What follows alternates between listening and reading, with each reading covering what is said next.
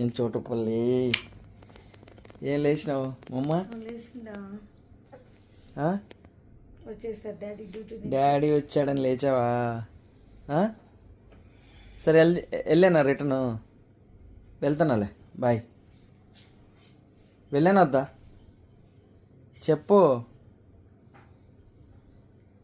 వెళ్తున్నా అయితే మళ్ళీ చెప్పు. డాడీ వద్దా కావాలా? కావాలా వద్దా?